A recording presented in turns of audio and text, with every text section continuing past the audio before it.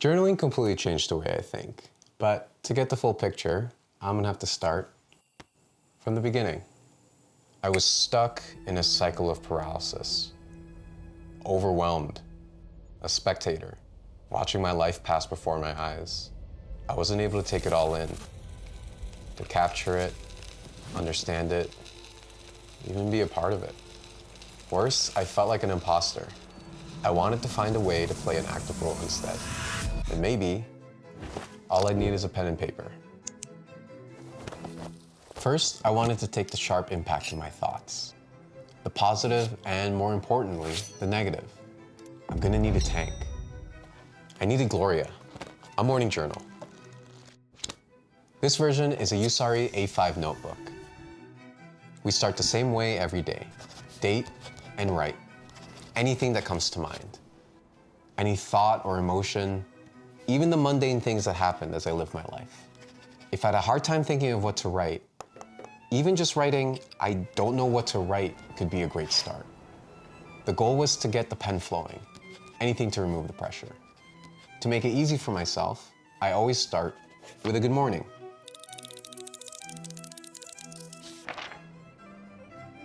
I usually aim for 3 pages, but sometimes just 1 is enough. The concept of a morning journal came from a book called The Artist's Way. But the way I saw it, it was my morning sparring session with my tank. A training environment to challenge my mind. Now, here's a simple secret that changed how I looked at journaling completely. I write much slower than I'm able to think. Since there's a slight delay as I'm writing, my brain has a chance to confront and understand the thoughts as I'm writing them. In that moment, when the ink meets the paper, I can start to comprehend my own story. Like all tanks, Gloria lays the foundation. Suddenly, I noticed less noise and mental clutter in my brain, now that I had a place to take it all out. Now that I had room in my head, I need a journal that could catch the ideas that appeared in the space that Gloria gave. I needed a hunter. An all-in-one journal to travel and track things for me. This is Steve. There's a lot of different types out there, but the one I have is the Traveler's Notebook. It's a modular system with different refills that I can easily switch around. Basically, I can have different builds with just one notebook. Steve is my everyday carry, and his job is to capture my ideas and time. The first is my dog grid refill. This is my catch-all and captain's log. To me, ideas are like fish. They're slippery and hard to catch, so I cast a big net. I like to picture myself as a captain of a fishing ship, capturing ideas in the ocean of my mind. Most sea captains keep a record for important things about the ship's progress. I just do the same thing. In between tasks, I like to jot down the time, along with what I did and what I plan to do in the next chunk of time. See, I have time blindness. Time to me is basically just before, now, or later. It makes it really hard to tell exactly how much time I have. And so, I found my own way to navigate it. Next is the weekly planner refill. It's my habit tracker and backlog. Once a day is done, I like to recount what happened and jot down where my time went. It's a planner in reverse, and I finally started to be able to tell exactly where my days were spent. The last refill is my world-building sketchbook. It's pretty simple. I write, and then I draw. Even when I can't travel in my daily life, that didn't mean I couldn't have my own adventures my own way. Taking inspiration from my everyday, I was able to venture into the worlds of my imagination. And I brought Steve along with me. Now, in my opinion, a good notebook deserves a good pen. I've been sticking to fountain pens lately, and I have 3 major reasons why. 1, no pressure. It doesn't take much to write with them, so I always end up writing a bit more. These are my go-tos. They're reliable, sleek, and extra fine. 2, pretty inks.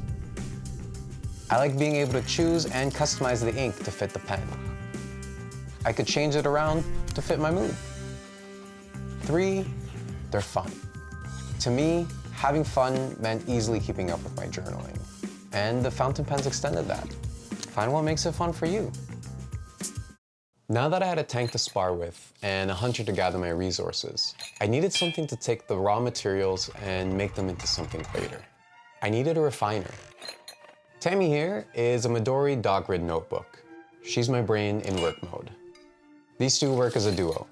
I take the ideas and materials from Steve and refine them with Tammy. Checklists, notes, learning, anything I can consider to be work goes with Tammy. I spent a long time considering myself lazy for not tackling my goals. In reality, I was just overwhelmed with breaking down the task. I just needed a separate space to organize my loot.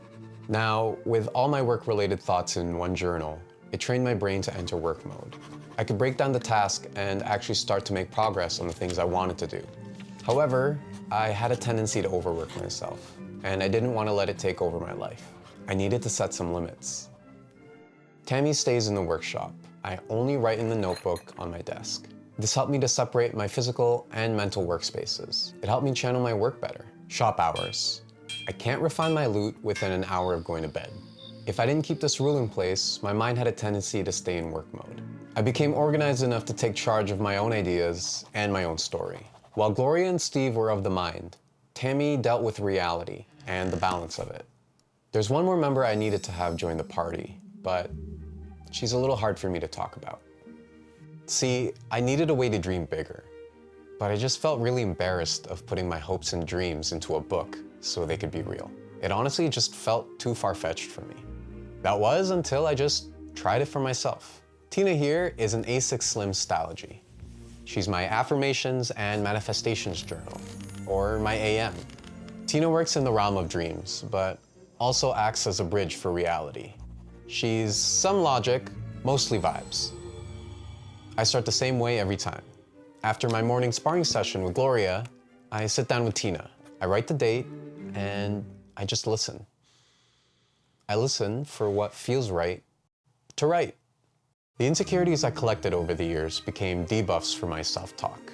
I realized that being embarrassed was holding me back, and that most of the time, falling flat on my face was where I grew the most. If I focused and affirmed things that were already true, I could start to shift the way I spoke about myself to myself. I wasn't an imposter in my own life anymore. This was important because my self-talk also reflected how I perceived the world. And I noticed the world slowly starting to shift with that change in perspective. On top of that, reality is sometimes stranger than fiction.